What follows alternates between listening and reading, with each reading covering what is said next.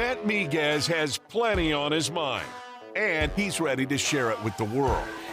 It's time to hear the Miguez Mindset.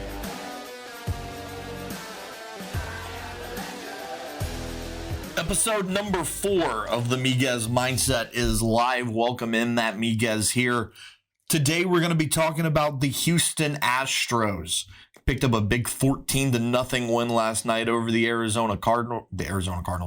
the St. Louis Cardinals. This is not the NFL. And to win the series, and it really gave the Astros some momentum heading into July. You got the All-Star break coming up here in about 10 days. Looking to ride hot heading into that All-Star break. But this weekend, they've got a 4-game series with the Texas Rangers. How is that going to play out? And can the Astros get some momentum heading into AL West division battle? Because right now, they're 4.5 games back of the Rangers currently in the standings. But today's topic is really going to focus on the trade deadline, which is now a month away. You know, you spend the last month before the trade deadline just kind of talking about different rumors and players that you would like to see in your team's uniforms and current players that you have that you would like to see not be in your team's uniform. So, you know, that's kind of what we're going to talk about today. And I'm going to start with one guy that I really think the Astros should look at, and he's currently in their division. It's Jace Peterson from the Oakland Athletics. He's a great player, 33 years old, got drafted in the first round out of McNeese. He has a career 220 batting average, a career 320 on base percentage. So, you know, not a great batting average. He doesn't have a super powerful bat, but the guy gets on base. He gets things done. He's one of those grinder type of players. He is a veteran presence. He's 33 years old. But I think he still has quite a few years left in him. And then if you bring him back to Houston or to Houston, he's close to Lake Charles. It's a local kid. It's a good storyline. And guys want to play for their hometown teams. And as a team, you want those hometown kids because you know that they're going to bring in a lot of fans. And again, it's a good storyline for you to kind of capitalize on. Another name that's been brought up for the Astros that I find kind of interesting is Cody Bellinger, the outfielder for the Cubs, having a Gold Glove type season thus far, really turned his hitting around, hitting .272 as of late. You know, can he be a guy that comes in and makes an impact? And where does he play? You know, you look at the Astros outfield and you feel like it's pretty set other than maybe center field, depending on how you feel about Chas McCormick and or Jake Myers. But when Yordan returns, you know he's going to play left. Kyle Tucker's playing in right. So, you know, where does Cody Bellinger kind of fit in? You would think maybe he could go play first base, but you just got Jose Abreu. So that's an interesting caveat there. Could he be a designated hitter? Maybe, but I think his defense is too good. I think you have to find a place for him, which will be interesting because I strongly believe that if you're going to acquire a big name like Cody Bellinger, it's going to take a Chas McCormick or a Jake Myers and a handful of minor leaguers to pull that deal off. The Cubs are not going to let Cody Bellinger just walk for free, right? Another storyline I'm watching for the Astros, and this is not so much to do with the trade deadline, just really the Astros in general. How about both Jose's getting hot as of late? Jose Abreu has finally become the player that you thought you were getting when you acquired him in the offseason on a 3-year, $60 million deal.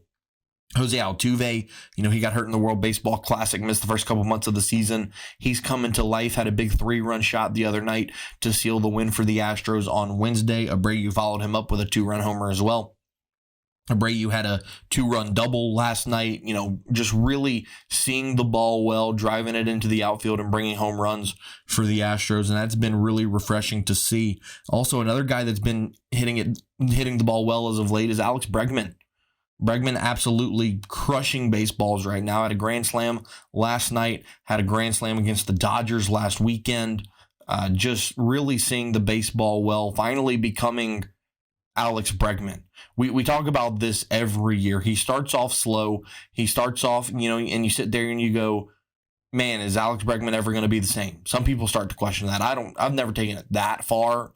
It's more of just an anger from my point of view, because my thing is you turn it on in July and you become this superstar.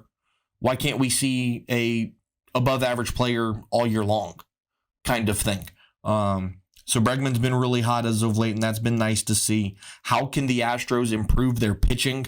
Christian Javier struggled again last night. Framber struggled the night before. JP France was really good last night. 7 innings of scoreless work. His ERA is now hovering around 3.1, 3.2, which is refreshing. And, you have a young guy like Hunter Brown, who is in the Rookie of the Year race. He's had a strong start to this year as well. But you lost Luis Garcia for the season. Jose Urquidy's on the 60-day IL. Obviously, you're still dealing with the Lance McCullers injuries. How can you revitalize this pitching staff that for a while was one of the top rotations in baseball? How do you get back to that? I've seen some rumors, go acquire Max Scherzer from the Mets. Don't do that. God, don't do that. Why would you give up key pieces from not only your farm system, but probably your big league roster to go acquire a guy that you might have for a year, maybe 2? Scherzer's running out of time. Same thing with Justin Verlander. I've seen multiple reports saying, go get Justin Verlander back. No, don't do that. There's a reason that you didn't pay him the $40 million that he asked for, because he's 40 years old and running out of time. You're turning to your younger guys in the rotation, and yes, they might be hurt right now, but long term, it's going to pay off better for you to just maybe the Astros struggle a little bit this year. Maybe they have, like Kevin Foote likes to say, maybe they have a medicine season, and mix that with a hammock season and just, forget the World Series this year and be back to being the Astros next year. The point is that you can't give up the future to bring a guy in that, again, could give you a year 2 max. So do not trade for Justin Verlander or Max Scherzer. I think that would be a incredibly irresponsible move by Dana Brown in the front office. I do not see that happening, because I think that they still continue to have a lot of faith in those young arms. Christian Javier, Framber Valdez, Hunter Brown, JP France, Luis Garcia when he returns from injury. And then you've got tons of guys in the minor league system that you trust. Forrest Whitley, Spencer Arrighetti's on the rise. A handful of others. You have young pitchers that can make an impact for you. You do not need to go blow it up to go get Justin Verlander or Max Scherzer. And now 3 Astros that I feel like could be on the move at the trade deadline. I mentioned Chas McCormick earlier. I could definitely see him being on the move because if you want to go acquire a big bat, like I've seen multiple reports state, the Astros could use McCormick, who's a really good defensive center fielder, kind of as leverage for that. Jake Myers, kind of the same thing, a young piece in center field that you could move in order to get a big bat, because you have young outfielders in your minor league system. Drew Gilbert skyrocketing, Colin Barber, there's plenty of Ryan Clifford is another young guy that's rising up the ranks. And then one name that people might not see coming that I think the Astros should look at, I think it might be time to move on from Lance McCullers. He's a guy that just can't get healthy. And I know it could be one of those situations where he moves on and becomes a Cy Young player, and that could very well be true. But I think over the last 2 or 3 years, McCullers has caused you more trouble than what he's been able to provide you. So if I'm the Astros, I would look to move on from Lance McCullers while he still has trade value. Because there might be a team that's in desperate need of pitchers, maybe a lower level team in the standings that would be willing to take the flyer and give you some young pieces that you could build around, continue to build around. So if I'm the Astros, if I'm Dana Brown, I'd be looking to move on from Lance McCullers at the August 1st trade deadline. We'll come back next week, talk more Cajuns, LSU, Astros, and much more. Subscribe to our YouTube channel at ESPN Southwest Louisiana. You can also find us on TikTok, Twitter, and Facebook. Hope everybody has a great 4th of July weekend, and we'll be back on Wednesday with another episode of the Miguez Mindset.